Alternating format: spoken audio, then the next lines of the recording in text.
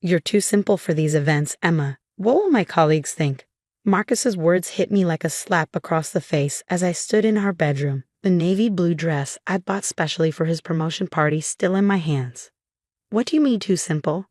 I asked, though I already knew. After 15 years of marriage, I had become fluent in Marcus's particular brand of criticism. He sighed, adjusting his designer tie in the mirror. Look, you work as a night cleaner. My colleagues' wives are lawyers, doctors, executives. I can't have you there talking about mops and vacuum cleaners. This promotion is too important. I carefully laid the dress on our bed, smoothing out invisible wrinkles. The price tag was still attached. 3 months of careful saving from my cleaning job at his company's office building. I thought you'd be proud to have your wife there supporting you. Marcus turned, his expression a mixture of condescension and impatience. Support me by staying home. I'll tell everyone you're sick. He checked his Rolex, another recent purchase, as he climbed the corporate ladder. I need to go. Don't wait up. The front door closed with a decisive click, leaving me alone with the dress I'd never wear and the bitter taste of humiliation. I sank onto the bed, my fingers tracing the delicate beating I thought would help me fit in with Marcus's crowd. 15 years. 15 years of supporting him through night school, taking on extra cleaning shifts to help pay for his MBA, ironing his shirts just the way he liked them. When had I become something to be ashamed of? The apartment felt suffocating. I grabbed my keys and work uniform. Might as well head to work early. The familiar routine of preparing the cleaning cart would help clear my head. The office building was quiet at this hour, most employees having left for the day. A few stragglers remained, burning the midnight oil. I nodded politely as I passed, invisible as always in my gray uniform. As I worked my way through the executive floor, I could hear music and laughter from the conference room where Marcus' promotion party was being held. Through the glass walls, I caught glimpses of elegant women in designer dresses, men in expensive suits. Marcus was in his element, champagne glass in hand, laughing at something the CEO had said. I quickly turned away, focusing on emptying trash bins and wiping down surfaces.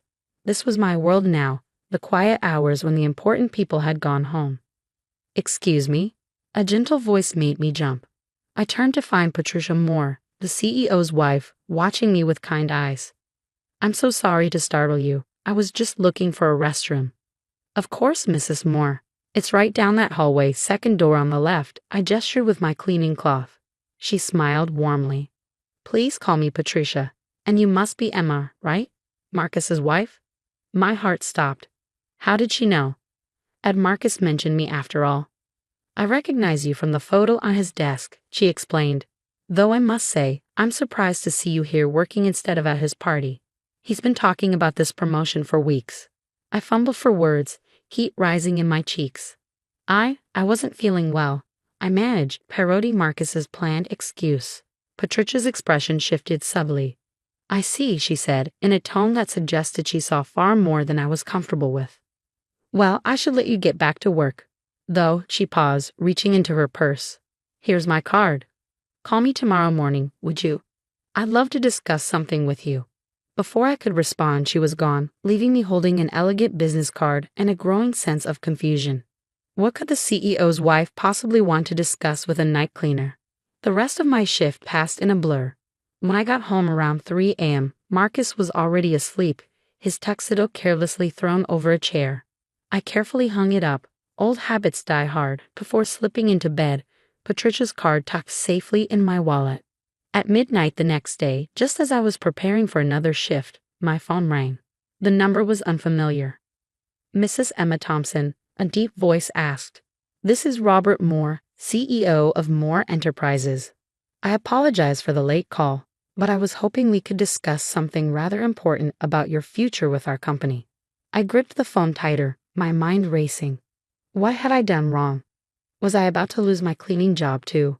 Of course, Mr. Moore, I managed to say, trying to keep my voice steady. Excellent. My wife, Patricia, spoke very highly of you, and after reviewing your night school transcripts and certification in business administration, which you very modestly never mentioned, I believe we have a position that would be perfect for you. Night school. The classes I've been taking quietly over the past 5 years, paid for with extra cleaning shifts, while Marcus worked late. Classes I'd never mentioned because he was too busy climbing his own ladder to notice mine. What position? I asked, barely breathing. Operations manager for our new sustainable practices division. Patricia tells me you've implemented several cost-saving efficiency measures in the cleaning department that have reduced our environmental impact significantly. That's exactly the kind of innovative thinking we need. I sat down hard on the edge of the bed, my legs suddenly weak. The recycling program, the eco-friendly cleaning solutions, the water conservation methods, all my little projects I'd worked on between cleaning floors and emptying trash bins. The salary is, of course, substantially more than your current position. Mr. Moore continued. We can discuss details tomorrow in my office, say 9 a.m. Yes, I heard myself say. Thank you, Mr. Moore. I'll be there. As I hung up, I noticed a text from Marcus. Working late again. Don't wait up. I smiled, thinking of his face when he discovered his simple wife would now be a fellow executive. Sometimes the best revenge isn't confrontation, it's quiet competence finally being recognized. I arrived at Moore Enterprises the next morning wearing my navy blue dress, the one Marcus had deemed too simple for his party. My hands trembled slightly as I pressed the executive floor button, a stark contrast to my usual nighttime cleaning rounds. Patricia was waiting by the elevator. Emma, right on time, she said with a smile, extending her hand. Robert is looking forward to discussing your ideas about expanding the sustainability program company-wide. As we walked toward the CEO's office, we passed Marcus's new corner office. Through the glass walls, I saw him arranging his desk, probably practicing important executive poses. He didn't look up. The meeting with Mr. Moore exceeded every expectation. The position wasn't just a title. It came with real responsibility, a corner office of my own, and a salary that made my cleaning wages look like pocket change. As I signed the employment contract, Patricia squeezed my shoulder supportively. One more thing, Mr. Moore said, checking his watch. We're announcing several organizational changes at this morning's executive meeting. I'd like you to attend. My stomach flipped. This morning. In about, he glanced at his watch again. 10 minutes. Patricia will show you to the conference room. The executive conference room was already filling up when we arrived. I took a seat near the back, watching as Marcus strode in, head high, claiming a spot near the front. He still hadn't noticed me. Mr. Moore called the meeting to order. Before we begin, I'd like to announce some exciting changes to our leadership team. Marcus sat up straighter, probably expecting more accolades for his promotion. First, I'm pleased to introduce our new operations manager for sustainable practices, who will be spearheading our company-wide environmental initiative. I held my breath. Please welcome Emma Thompson. The room burst into polite applause as I stood. Marcus's head whipped around so fast I thought he might hurt himself. His face cycled through confusion, disbelief, and finally, dawning horror.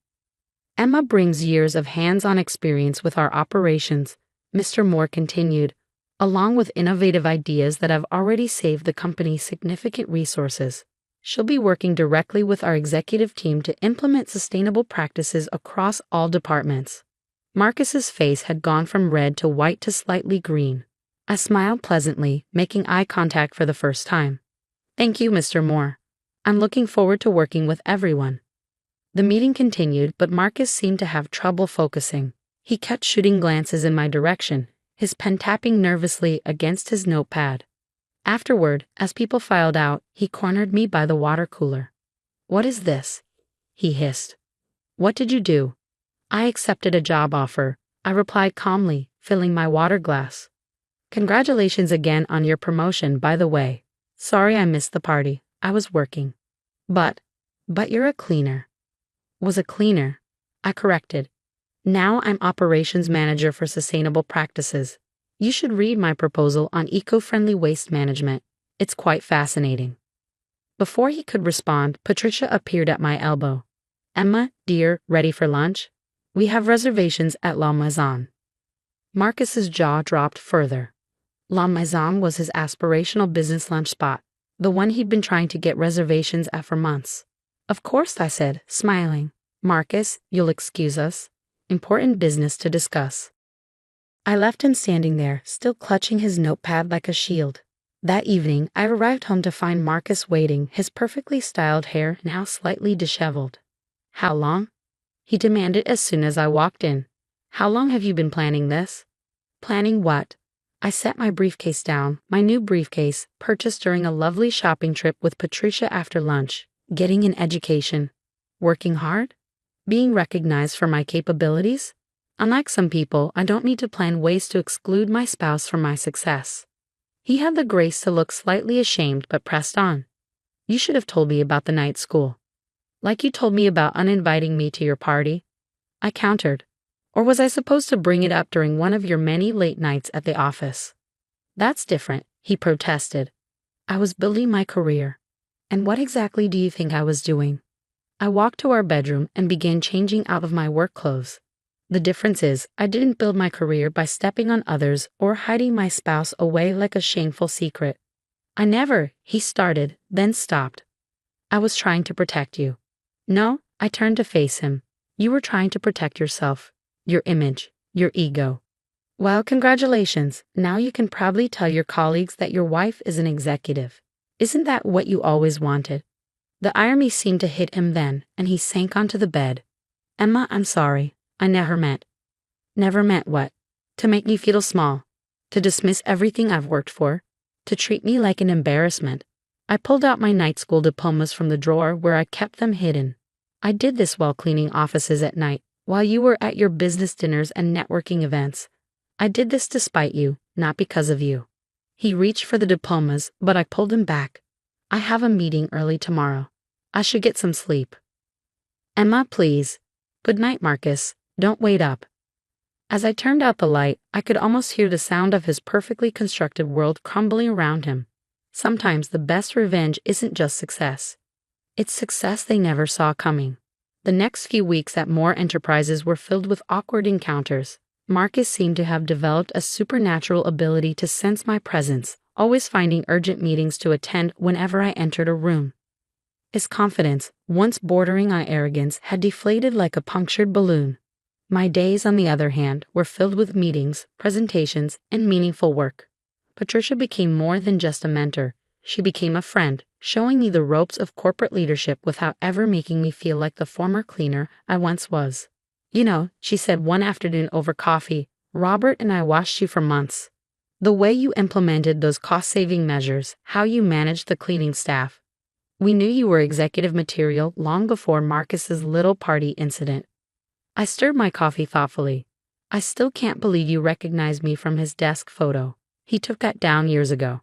Patricia's eyes twinkled. Oh, he did. But I make it my business to know everyone in this company, especially the ones making real changes while others are just making noise. One evening, as I was preparing a presentation for the board, Marcus appeared in my office doorway. He looked different, humbled, maybe even a little lost. Can we talk? He asked quietly.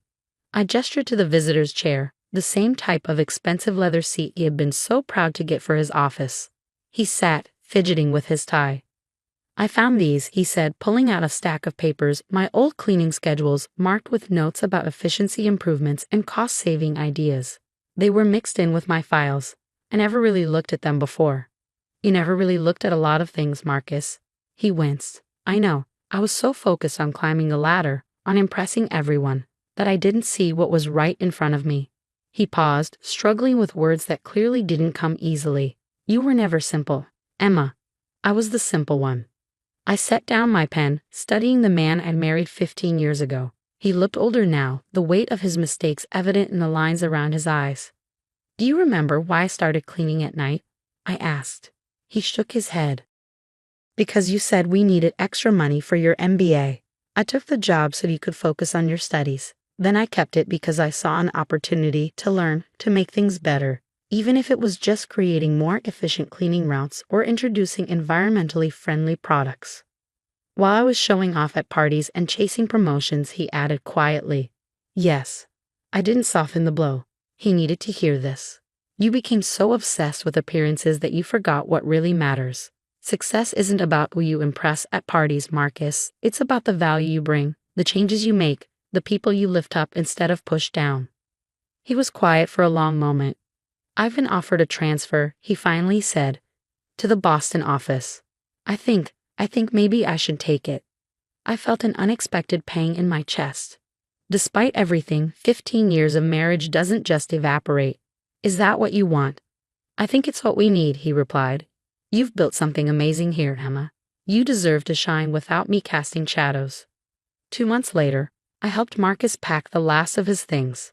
Our divorce was amicable, perhaps the first truly honest thing we'd done together in years. As he loaded the final box into his car, he turned to me. I got an invitation to the annual corporate gala, he said. I'm not going, but you should wear that blue dress. It was never simple. I was just too blind to see its elegance. I did wear the blue dress to the gala. Patricia insisted on accessorizing it with some borrowed jewelry that probably cost more than my old yearly cleaning salary. As I stood at the podium, accepting an award for the company's new Sustainable Practices program, I caught my reflection in the glass.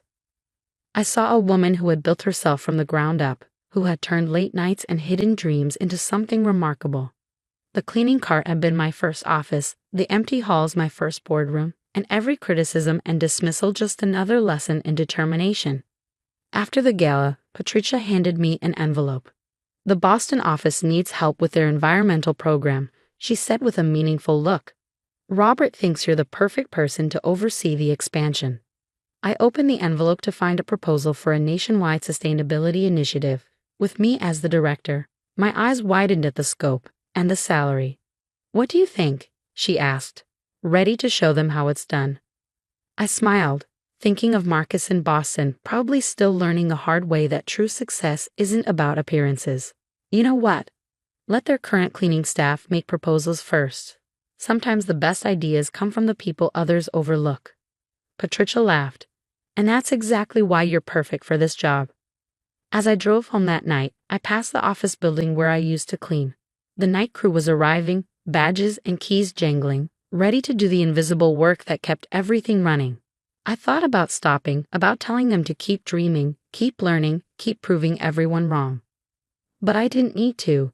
They would find their own paths, just as I had found mine. Success doesn't need an audience or approval. Sometimes it just needs a push broom, a dream, and the courage to keep going when others tell you to stay small. I parked in my usual spot, next to the shiny executive sign with my name on it, and smiled. Sometimes the best revenge isn't just proving them wrong, it's becoming so right that they can't help but see their own mistakes.